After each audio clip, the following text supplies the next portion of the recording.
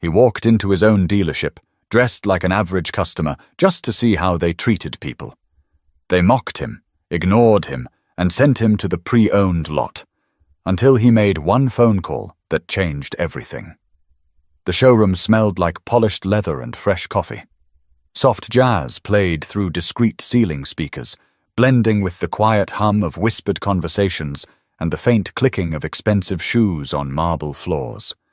Jonathan Rees stood near a sleek silver coupe, running a hand over its aerodynamic curves. He wasn't in a rush. He had time. But the employees didn't seem to think he was worth any.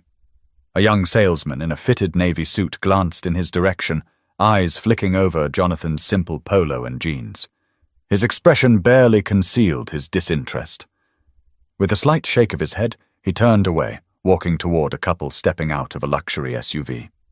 Jonathan exhaled through his nose, amused. He had seen this type of behavior before, but amusement faded when he realized not a single employee had acknowledged him. He leaned against the car, watching as a man in a tailored suit strode in, adjusting the gold cufflinks on his crisp white shirt. Immediately the sales team reacted. "Welcome, sir. What brings you in today? We've got an excellent selection in the VIP showroom. Would you like a glass of champagne while we prepare a test drive?" The man chuckled, nodding along as the employees scrambled over each other to assist him. Jonathan folded his arms. It wasn't the service that bothered him. It was the contrast. 30 minutes. That's how long he had been standing there, watching, waiting. Finally, he decided to test something. He took a step toward the reception desk, offering a polite smile. "Excuse me." The receptionist, a woman in her late 20s with perfectly straightened hair and an air of detached professionalism, barely glanced at him. "Sales reps are busy," she said flatly. "You can wait outside if you're just looking." Jonathan tilted his head. "Outside?" She tapped at her keyboard, uninterested. "Yes, sir. We try to keep the showroom clear for serious buyers. We can schedule an appointment if you're actually interested in purchasing." The words weren't just dismissive. They were a judgment. Jonathan's grip tightened around the edge of the desk. His patience was long, but this was getting ridiculous. Before he could respond, another salesman, an older man with salt and pepper hair and a name tag that read Ron, stepped up. He didn't smile, didn't offer a greeting.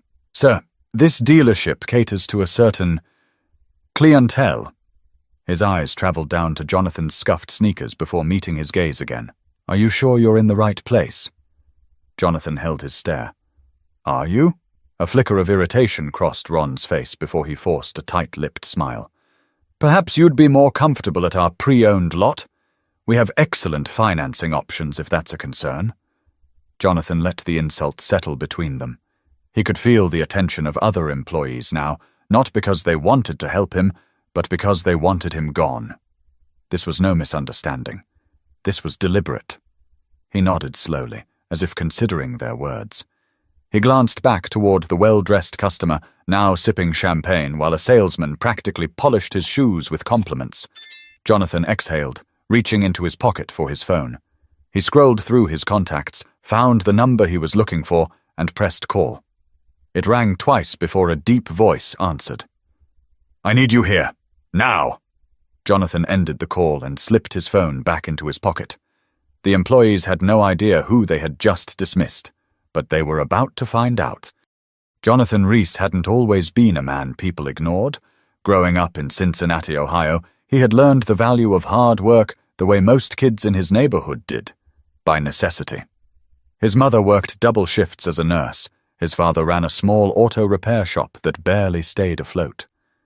At 15, Jonathan spent his weekends under the hood of old cars, learning how engines breathed, how transmissions carried weight, how a well-tuned machine could command respect just by the sound of its idle. But cars weren't the only thing he learned about. He learned about perception, about the way people judged others before a single word was spoken. His father had a client, Mr. Dawson, a well-off businessman who always pulled up in a spotless black Cadillac. Jonathan remembered how differently people treated him, offering him the best seat, rushing to serve him, laughing a little too hard at his jokes. But one day, Mr. Dawson came in wearing work clothes, his Cadillac in the shop, driving a rusted pickup, and suddenly he wasn't Mr. Dawson anymore. He was just another guy. That stuck with Jonathan. By the time he was 25, he had saved up enough to open a small used car dealership. He ran it with one rule: every customer gets treated the same, whether they drive a Bentley or a busted Honda. People respected that. His business grew. By 30, he had expanded across 3 states. By 42, he was the owner of one of the most successful luxury automotive chains in the country. And yet he never changed the way he dressed, never flaunted his wealth, because to him it was never about the money. It was about the principle. Which was exactly why he was standing inside one of his own dealerships, dressed in a polo and jeans, getting treated like he didn't belong. This wasn't the first time he had done this. Jonathan made it a habit to visit his businesses unannounced, always as a customer. It was his way of keeping people honest, because anyone could put on a show for the boss. What mattered was how they acted when they thought no one was watching. And right now, they were failing that test. As he stood near the reception desk, the sales team still ignoring him, Jonathan thought about how easily these employees dismissed people like him. How many others had walked in and been treated like this? How many potential customers had been pushed away because they didn't look the part?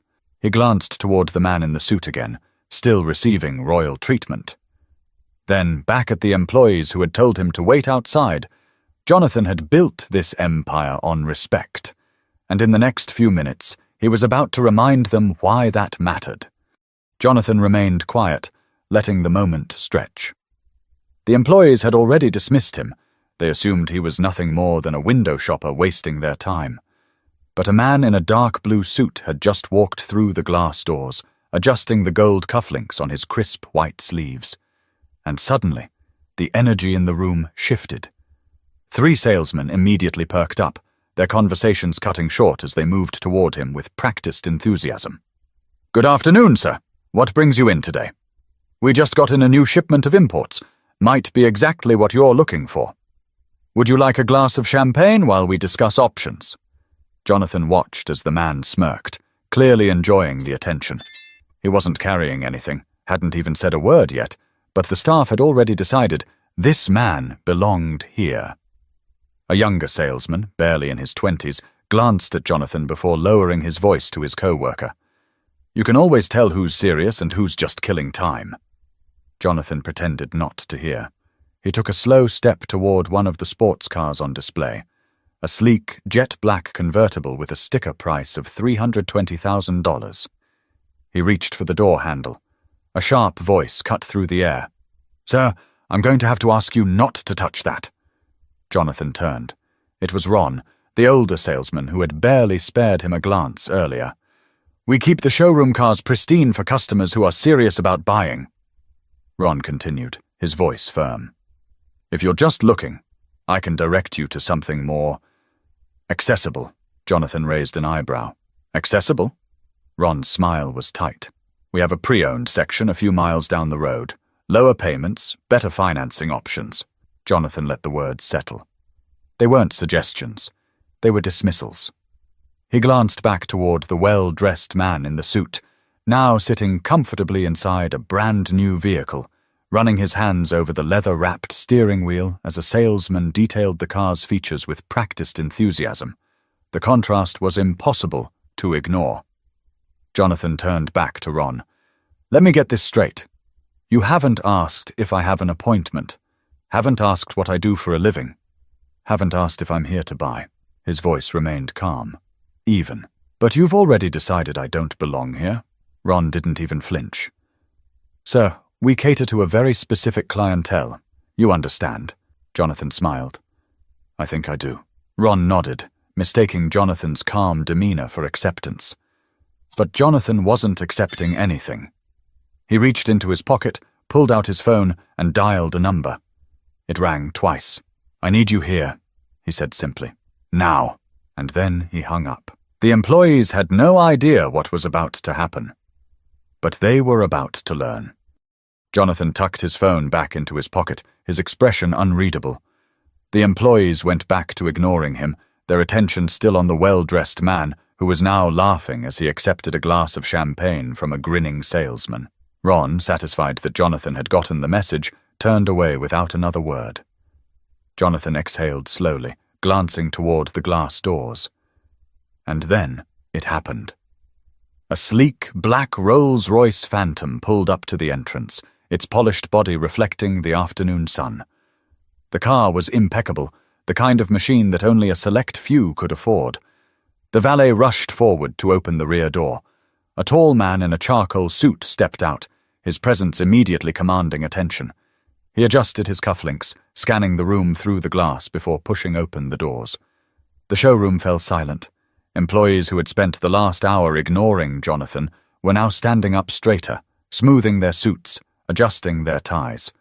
Ron, the salesman who had told Jonathan to check out the pre-owned lot, visibly stiffened. The suited man walked with purpose, his leather shoes tapping against the marble floor. And then he locked eyes with Jonathan and smiled. Every employee in the room watched in confusion as the man crossed the showroom floor, not toward the well-dressed customer they had been doting on, but straight to Jonathan. "Sir," the man said, his tone respectful. "Apologies for the delay." Jonathan nodded, as if nothing was out of the ordinary. But the employees? They looked like they had just seen a ghost. Ron took a step forward, his confusion quickly shifting to panic. I'm sorry," he stammered, addressing the suited man.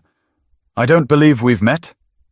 The man turned toward Ron, his face unreadable. "I'm David Langford, regional manager." His voice was calm but carried weight. "And I believe you're the one I'm here to see." The air in the showroom shifted. Ron's face went pale. The other employees were now frozen in place, their eyes darting between Jonathan and David, trying to piece together what was happening. Jonathan let the silence stretch before finally speaking. "So tell me," he said, his voice cool, deliberate. "This is how we treat people here." The weight of those words hit like a hammer. The sales staff stumbled over themselves, trying to explain. "Sir, we didn't realize. This is all a misunderstanding." But there was no misunderstanding. The damage was already done. And now, it was time for consequences. The air inside the showroom shifted from polished confidence to pure anxiety.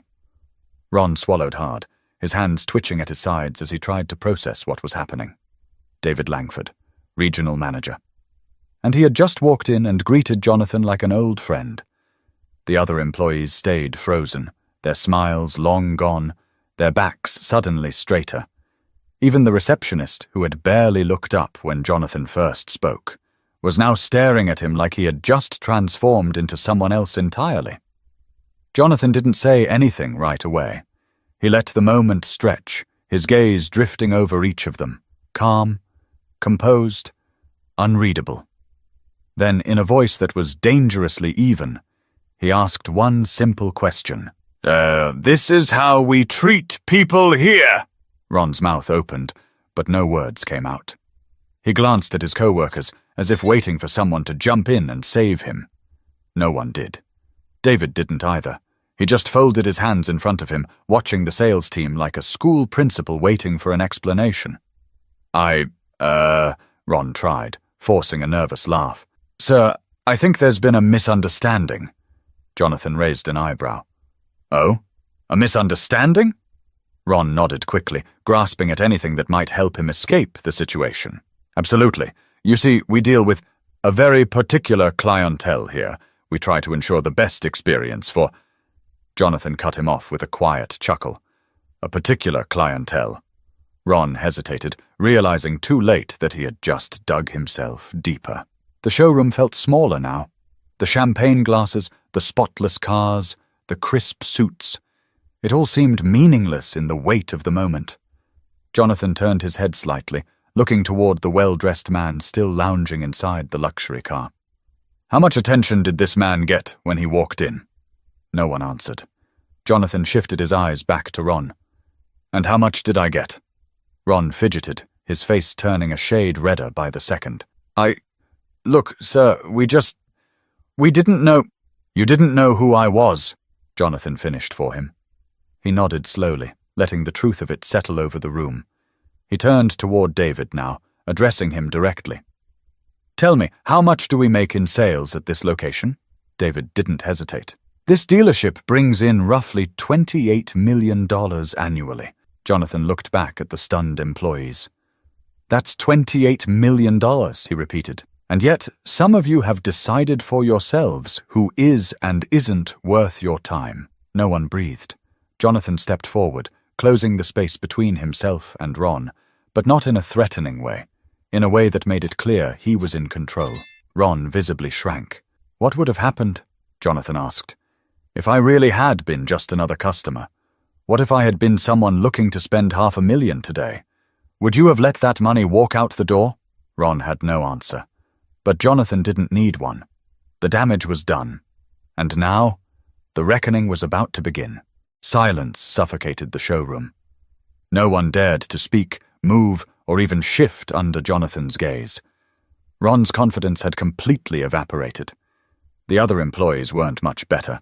Stiff, wide-eyed, waiting for the inevitable. Jonathan exhaled slowly, shaking his head. Disappointed but not surprised. David finally spoke, his tone sharp, professional. "Mr. Reese, how would you like to proceed?" Ron's head snapped up. The color drained from his face. Mr. Reese. There was no denying it anymore. No backpedaling, no recovering. The man they had mocked, dismissed, and pushed aside wasn't just any customer. He was the owner. Jonathan looked around at the employees who had spent the last hour treating him like he didn't belong. Then, his voice low but firm, he said, "I want names." David nodded immediately. "I already have them." The weight of that statement sent a ripple of panic through the staff. The receptionist's hands clenched into fists at her sides. The younger salesman, who had whispered about who's serious and who's just killing time, looked ready to pass out. And Ron? He was shaking his head, still trying to salvage the moment. "Sir, please," he started, stepping forward. We made a mistake. We were just trying to keep things running smoothly." Jonathan lifted a hand and Ron stopped talking immediately. "I've been in this business for almost 20 years, Jonathan said, his voice calm but carrying undeniable authority. "And in that time, I've learned something very simple. Respect doesn't cost a damn thing." The words landed like a punch. Jonathan continued, his tone never rising, but carrying more weight than if he had yelled. "You all looked at me and made a decision," he said. "You assumed I wasn't worth your time. You assumed I couldn't afford to be here, and you treated me like I was beneath you." He let the words sink in before adding, "And if you did that to me, I can only imagine how many actual customers you've done it to." No one had an argument. No one had a defense. Because Jonathan was right. David turned to the staff, his face blank, his voice void of sympathy. "Effective immediately," he said. "Everyone involved in today's incident